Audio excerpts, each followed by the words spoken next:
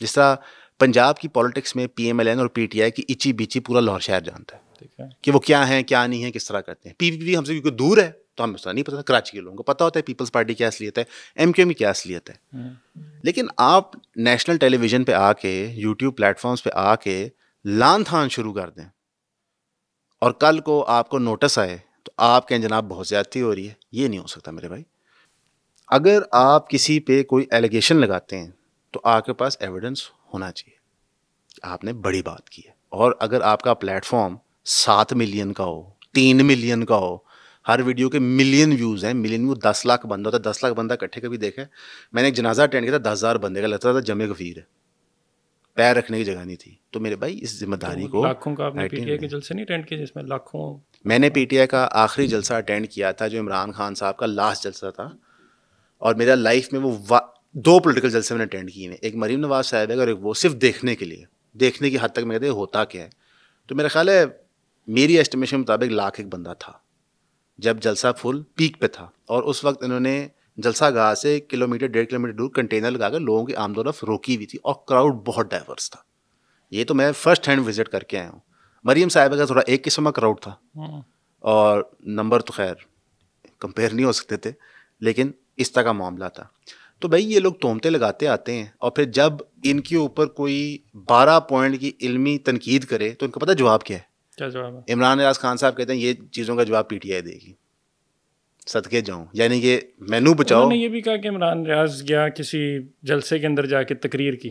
انہوں نے کہا تھا، جلسے میں تقریر نہیں انہوں نے کی، کہا گئے تھا، ضرور تھے. میں بتاتا ہوں سر، انہوں نے کہا تھا کہ عمران ریاض خان نے پولیٹیکل تقریریں کی ہوئی ہیں. ٹھیک ہے، عمران خان صاحب سامنے بیٹھے ہیں، عمران ریاض خان صاحب تقریر کر رہے ہیں، اور وہ کس کے لیے تقریر کر رہے ہیں، کس کو دکھا رہے ہیں، کس کے لیے پرفارم کر رہے ہیں. چلے ٹھیک ہے، اس پوائنٹ پہ اگر علی بھائی نے کہا اگر آپ کو یہ بات بری لگی میں معذرت کر لیتا ہوں، لیکن جو 12 باقی چیزیں ان کا تو جواب دے دیں.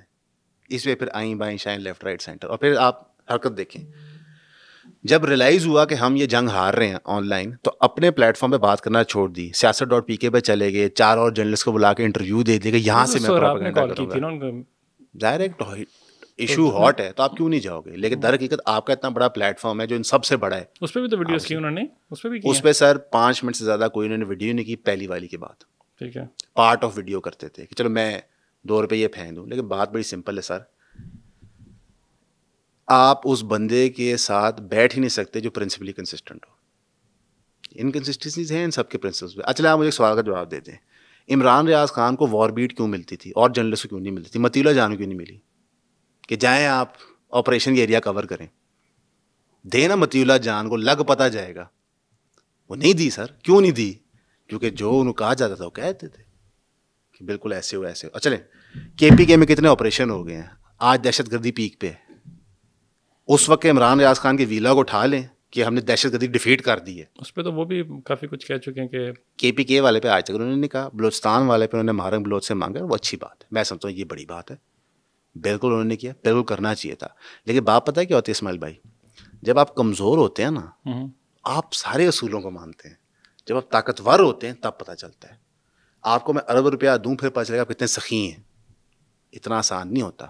ٹھیک ہے، آپ طاقت کے وقت میں ٹیسٹ فیل کریے، انشاءاللہ آپ کی توبہ اللہ قبول کرے گا. ہم لوگ تو انسان ہیں، جب آپ دوبارہ طاقت میں آئیں گے پھر دیکھی جائے گی. ایک بڑی دور والی گل ہے.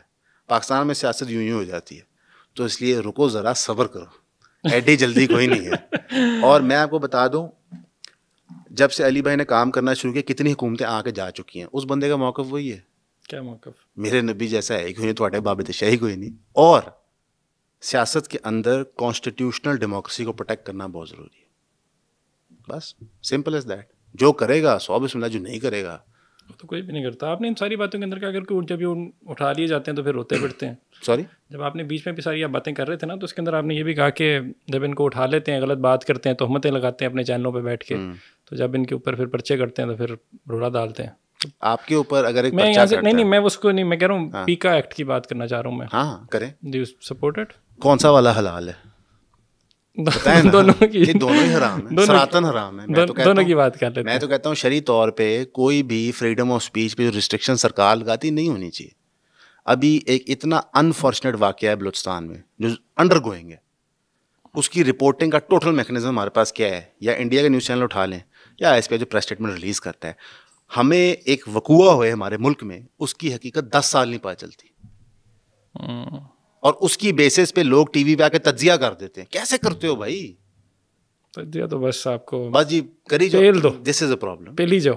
اور اس کی بنیاد پہ کریئر بنتے ہیں, پھر آپ بہت بڑے یوٹیوبر بن جاتے ہیں, اور پھر جب آپ کو کوئی بندہ ٹکرتا ہے تو آپ پریشان ہو جاتے ہیں.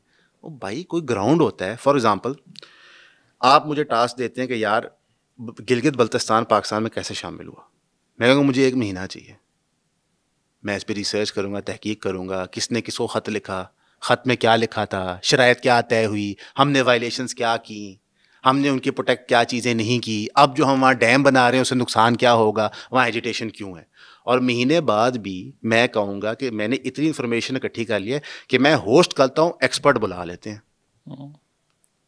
لیکن اگر آپ مجھے کہیں گے کل یہ شو کرنا ہے, یہ ٹاکنگ پوائنٹس ہیں, بول دو جا کے, اور یہ 10 لاکھ 20 لاکھ 30 لاکھ 50 لاکھ ہیں, یہاں پہ کریکٹر کا پتہ چلتا ہے. تو ہماری انفارچونیٹلی صحافت ایک بیبی سٹیج میں انڈسٹری ہے. ہماری صحافت جو صحافت میڈیا کے تو 2000 میں شروع ہوئی ہے, 25 سال ہوئے ہیں. ایک انڈسٹری کو میچور ہونے میں 100 سال لگتے ہیں. تو آپ کیسے اپنے آپ کو عقل کل کہہ سکتے ہیں, کیسے کہہ سکتے ہیں کہ ہم سارے اصول فالو کرتے ہیں؟ کیا ہمیں ہمارے اخباروں کا ماضی نہیں پتہ کہ وہ کیا کرتے ہیں کیا نہیں کرتے؟ تو میرے بھائی آپ اپنا ایمان بچائیں, اپنی دنیا محفوظ کریں, اور سچ کے ساتھ کھڑے ہوئیں. ایک چیز پی ٹی آئی والے دوست اکثر پریزنٹلی سچ کیا ہے؟ پریزنٹلی سچ یہ ہے کہ اس وقت ایک بندہ مظلوم ہے, اس کی پارٹی بک چکی ہے, اس کی پارٹی کو ہمت نہیں پڑی کہ وہ سٹینڈ لے اس کے لیے.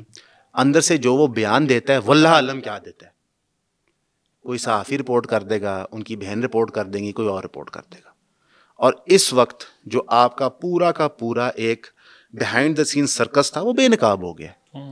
تو اب آپ کو ایک کانسٹیٹیوشنل فائٹ کرنی ہے, قانون کے اندر رہتے ہوئے. کانسٹیٹیوشنل فائٹ اچھا لفظ لگا مجھے, کرنی ہے, اور اس کے علاوہ آپ کے پاس کوئی آپشن نہیں ہے. اور پارلیمنٹ میں واپس جانا. سر آپ پارلیمنٹ سے استعفے دیں, 2 آپشن ہیں. آپ کے پی گورنمنٹ پہلے بھی استعفے دیے تھے جا کے, 90 دنوں میں الیکشن ہونے تھے, نہیں ہوئے. سر پہلے استعفے دیے تھے کیونکہ کسی کی گارنٹی تھی, ٹھیک ہے, وہ جن کی گارنٹی تھی وہ نہیں پوری ہو سکی. اب آئین کا گارنٹی لیں. نہیں سر, آپ یا تو استعفے دیں, واک آؤٹ کریں کے پی اسمبلی سے, نیشنل اسمبلی سے, اور آپ جینون اسٹریٹ موومنٹ چلائیں, نان وائلنٹ. یہ ایک طریقہ ہے. انا ہزارے نے کیا, پوری بھاجپا سرکار کے ساتھ ملی اور کانگریس کا ورچوئل خاتمہ کیا. اب مودی کو تیسری ٹرم مل گیا. اس کے پیچھے ایک بیک گراؤنڈ ہے, ایویں نہیں ہو گیا تھا. یا آپ پارلیمنٹ میں رہیں اور گراؤنڈ ورک لے کریں, روم بنائیں, ٹھیک ہے. آپ دونوں کام نہیں کرنا چاہتے. آپ کہتے ہیں ہم اسٹریٹ پاور بھی دکھائیں گے, پارلیمنٹ میں بھی رہیں گے, عہدے بھی انجوائے کریں گے, فورن ٹورز بھی کریں گے, کے پی کے اندر کرپشن بھی ہوئے گی, ہم وہاں سے ہی پیسے کھائیں گے, اور ہم کہیں گے ہم کانسٹیٹیوشنل فریڈم میں بھی مانتے ہیں. ایسے نہیں ہوتا میرے بھائی. یا آپ پورے اسلام میں آ جائیں یا نہ آئیں, آپ انجوائے کریں. اور یہ اتنا ڈینجرس معاملہ کیوں بنتا جا رہا ہے؟ ہماری قوم میں انتہا پسندی تھی ہمیشہ سے, ہم جنونی لوگ ہیں. جس ڈگر ہمیں لگا دیں, کشمیر میں ہم نے شہادتیں دی, افغان مجاہدین کی جہاد میں ہم نے شہادتیں دی,